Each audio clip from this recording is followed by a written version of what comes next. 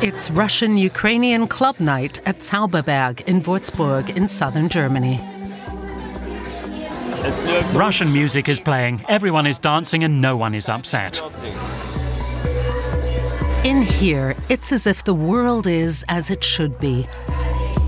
The people who want to split the community don't come to events like this. They do things a bit differently.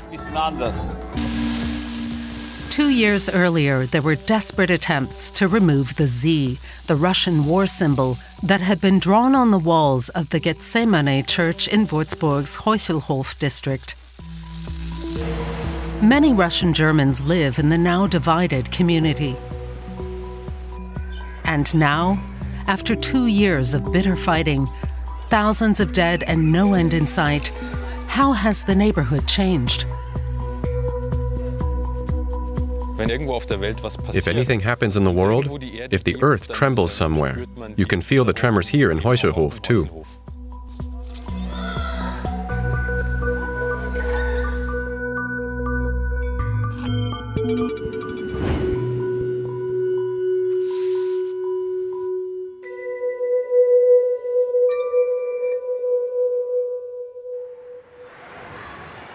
Tobias Grassmann is the new pastor at the Gethsemane church. When he arrived, the Z's had already been removed. If you know where the Z's were, you can still make them out. But maybe that's not such a bad thing. It took 3 tries to remove the stubborn paint. It's very much a part of the history of this church. And if, like me, you're interested in church history, you can still see the traces, if you look closely. The Z is almost gone. But last autumn, after the state elections, there was another attack on the church here. That's what it looked like. The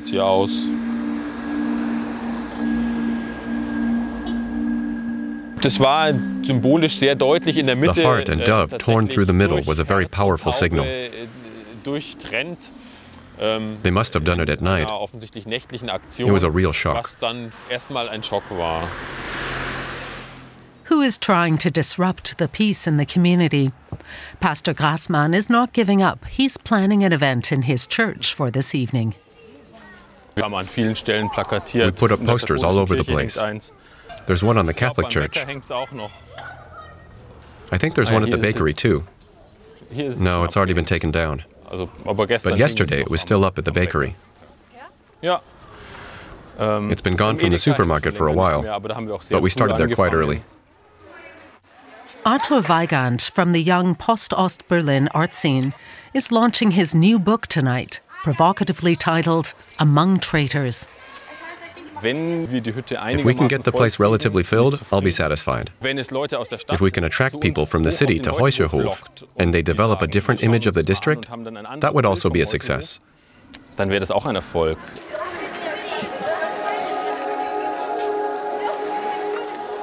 What is it about this district that so engages Pastor Grassmann?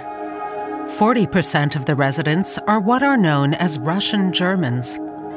After the collapse of the USSR, most came here in the 1990s as late repatriates, Germans who lived as minorities in the Soviet Union. And not only in Russia, but also in Kazakhstan, Uzbekistan, and Ukraine. Almost all of them were displaced and discriminated against during and after the Second World War. But with the outbreak of war in Ukraine, this sense of community is being tested. The speed with which Russia's war of aggression reached their doorstep shocked many. Few were willing to speak on camera. This man is from Ukraine. We have a neighbor who always wears Putin and Soviet Union t-shirts. And I thought at some point it would come to conflict. But once he came when I was in the elevator. I was ready to fight. But he said, Slava Ukraina, glory to Ukraine. And when I didn't respond, he asked me why. I asked where he was from and found out that his wife is also from Ukraine, from Kharkiv, where everything has been destroyed.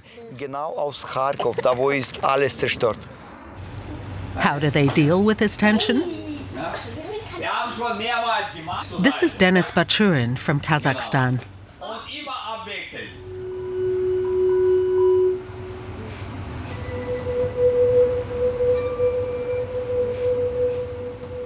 Wir krabbeln auf Bauch wie ein Soldat. Komm, wir krabbeln. Richtig auf Bauch, nicht auf Knie. Komm, 3 Runden vorwärts, 3 Runden rückwärts. 1, 2. He is teaching the children Sambo, a martial art developed by the Soviet Army. Denis teaches the civilian sport version. It's similar to judo. I don't care about the child's nationality or language. If they can't understand me, we'll find a way, using body language.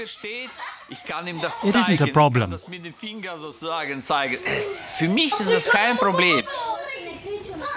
Denis came to Germany from Kazakhstan 22 years ago. He knows what it feels like to leave your friends behind and have to start over, and how it feels to be completely alone. I was already 21 years old when I came to Germany. I couldn't speak a word of German because we didn't speak it at home.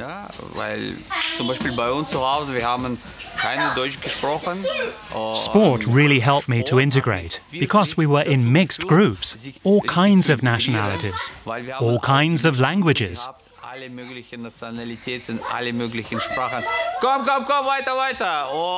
And that's how you really integrate.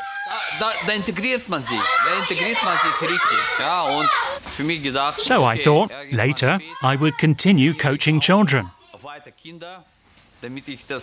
so that I could pass on the feeling. That moves you? Of course.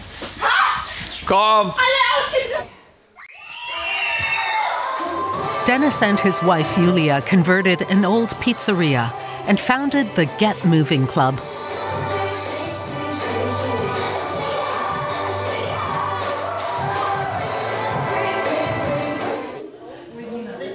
From the start, they made it clear that the club was open to everyone and that politics didn't belong here. Back then, 2 new faces stood out in the crowd. Natalia and her husband, Oleg. They had fled Ukraine just 2 weeks before. Oleg is a boxer and had heard about Denis and his club at Heuchelhof by chance. We enjoy talking about sport. It's a subject that interests us. And it's where our futures lie. But 2 years ago, this future was still quite uncertain. Oleg and Natalia were housed in a refugee shelter. Natalia was pregnant, and their son Timur was 10 years old. They could only communicate with a translation app.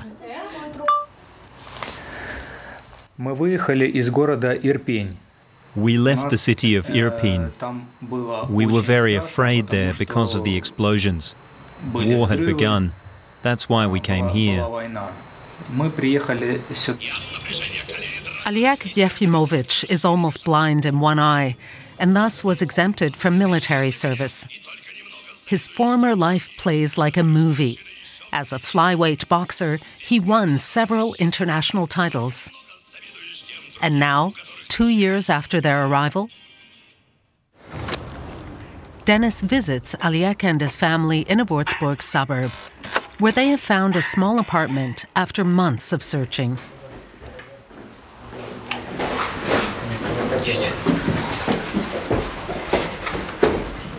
Hello. Привет. Little Igor is still a bit camera shy, but Timur has grown into a real teenager. I was in an integration class in high school and now I speak German good. Well, I speak German well.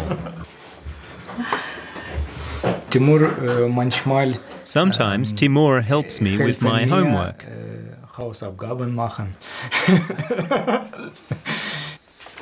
Aliek is attending a language course, but he still needs help with more complex German for official documents. Some of it's even hard for me to understand. What it's about, why, and so on. But I usually help fill out 95% of the paperwork. While Aliek's eldest son stayed in Ukraine to fight, little Igor was lucky and knows nothing of the war. He was born in Germany and will soon celebrate his second birthday.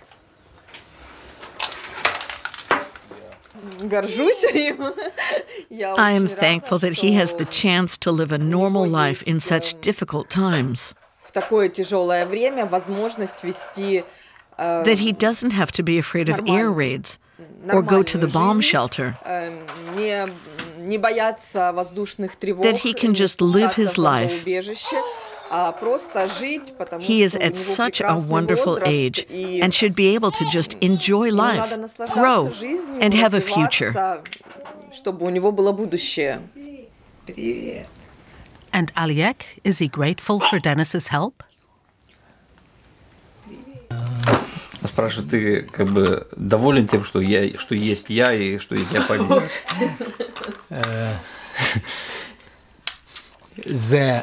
Very grateful. Denis has helped me a lot.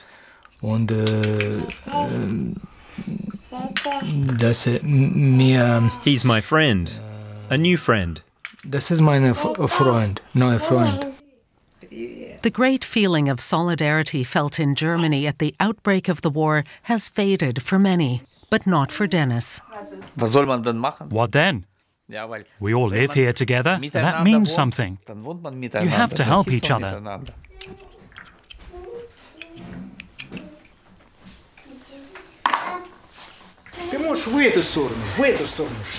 2 years ago, Denis invited Aliek to work as a trainer at his sports school. Aliek's goal at the time was to open his own boxing group. He hoped to build on his success and one day win an international title here in Würzburg, but this time as a trainer.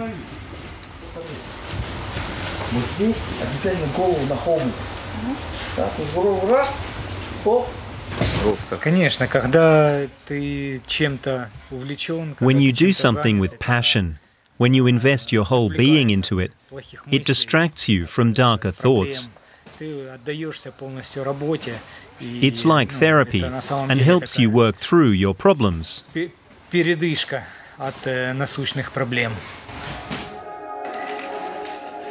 can feel the pressure on people here when they talk about their relatives who are still living in their home countries. Their outlook could hardly be more different. I think war in general is totally terrible. It's just awful. My aunt and cousins live in St. Petersburg. They could be drafted at any time and sent to the front because NATO is getting closer and closer. And when you see what's happening in the news, they're going to be brought in because Russia needs every man it can get. It's a shame, really. Shame. Shame. When war breaks out in your homeland, it also affects the neighborhood in your new home. And the division also manifests here. A local student has come to the same conclusion. They live in this box and they cannot see out of that box. I see that especially with the far-right AfD party, even here at Heuchelhof. They try to stir up hatred, saying some deserve to be here but others don't. And some are here legally, but some aren't. Some are only here because Germany interferes in other countries' wars. She is from Ukraine. I have this bag. Do you feel safe carrying it? Yes. It's my opinion. It's just a bag. She has a place to stay in Würzburg, but her family is fighting for survival in Ukraine. And as well, I have a question to Russians who live in Germany. If Putin is so good, and if Russia is so good, why are you in Germany? Like, if the country is so perfect, why did you come here? I didn't come here because I wanted to. I came here because I needed to come here, because in my country there's war. I could return there, yes, but it's my choice to stay, even though I love Würzburg, I love Germany, but I love my home so much more. And if there would be no war, I wouldn't be here. From the young age, they get really a lot of support. Children who think like...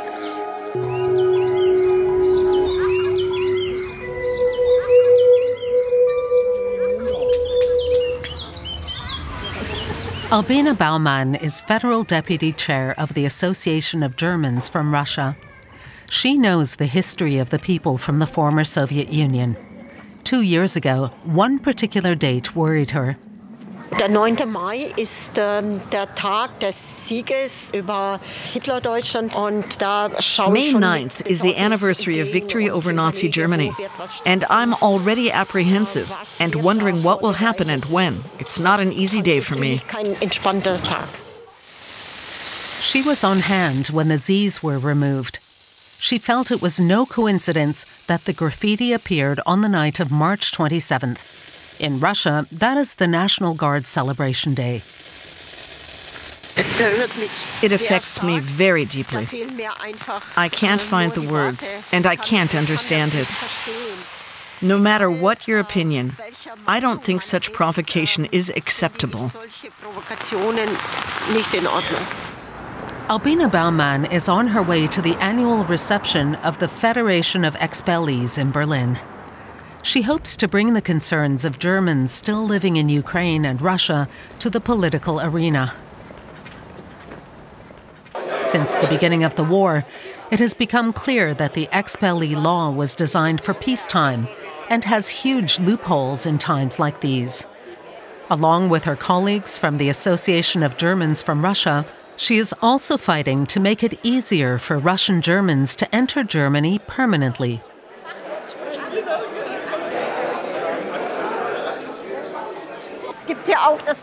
But Russia is a problem as well. There are Germans there who are now in a very vulnerable situation. They receive their conscription orders and have to go to the front. They have to fight and can't apply to leave. And even if they receive an entry permit from Germany, Russia bars them from leaving.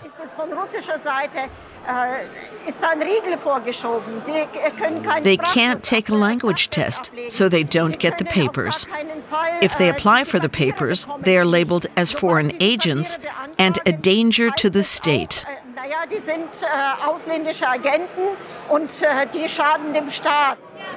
The process to be recognized as a German citizen has become increasingly more bureaucratic since the mid-1990s.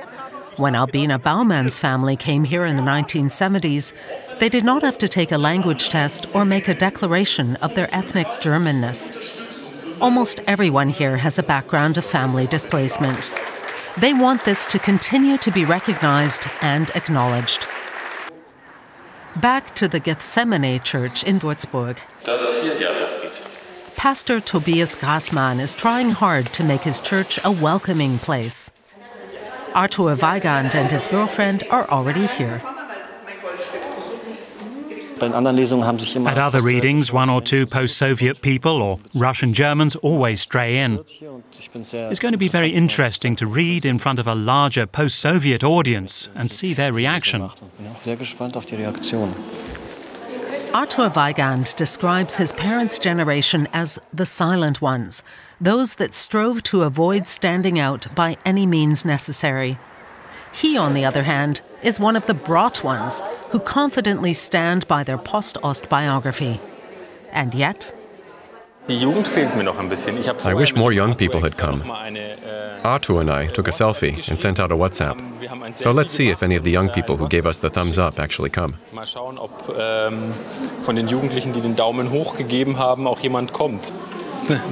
what we sent out. Herzlich willkommen. Welcome to the first Post-Ost Heuchelhof with Arthur Weigand. Good to have you with us.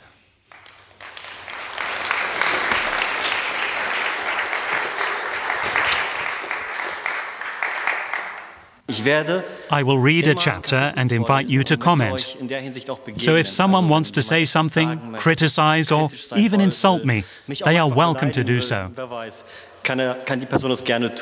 И еще раз, конечно, по-русски. Спасибо, что я здесь могу быть. Меня зовут Arthur Weigand. Meine Eltern haben ein Credo, das sie bei jeder Gelegenheit predigen. Misch dich nicht ein. Nicht in die Politik. Sei unsichtbar. Wer zu viel spricht, könnte sich verraten. Das Credo meiner Eltern steht für alles, was meine Diaspora betrifft. Für ihre Unsichtbarkeit, für meine Unsichtbarkeit, vielleicht sogar für meine Heimatlosigkeit. The feeling of being without a homeland is something that many know, even those living here for decades. Some are disappointed by a Germany very different from the image cultivated by their forebears. But does that make them traitors? How does the book title go down with the audience? Nicht so gut. Not very well. Ja.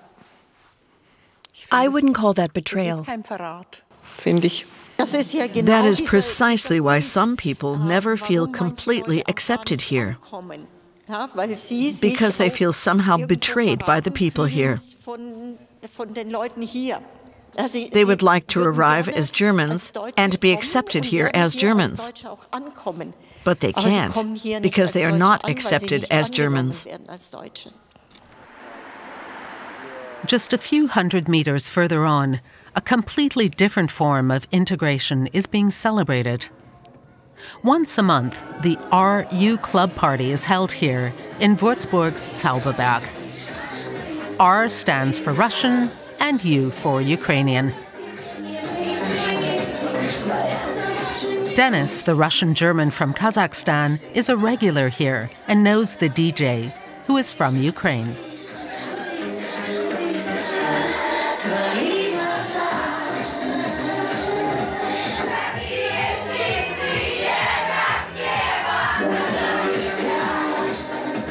At first, people here were skeptical that such a party could be peaceful, fearing that everything would be defaced with Z's again.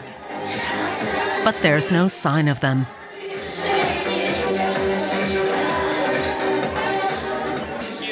That doesn't matter here.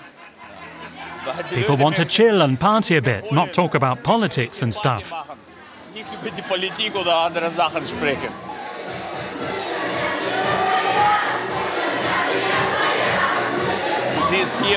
A good 60% of the people here come from Ukraine. Russian music is playing, everyone is dancing, and no one is upset. That's all.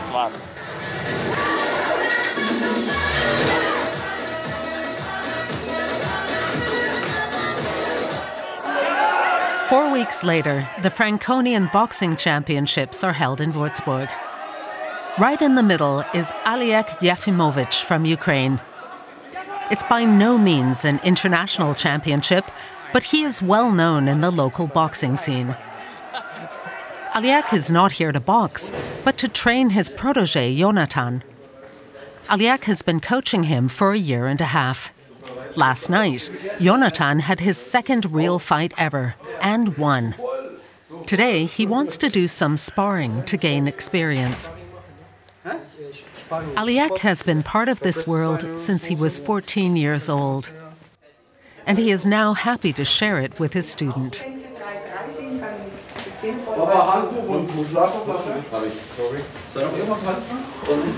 It all feels pretty chill. Will it stay that way? I don't know. Let's see what happens. Jonathan trusts Aliek, and Aliek is in his element. Hit, back, hit. I got you. You have to move back fast. Exactly, that's better. It was clear from the start that we were all moving in the same direction. In Kazakh, there's no word for back, only straight ahead. So if you have to go back, you just turn around and go straight ahead again. A horse can't go backwards, only straight ahead. So you just turn around and go straight ahead.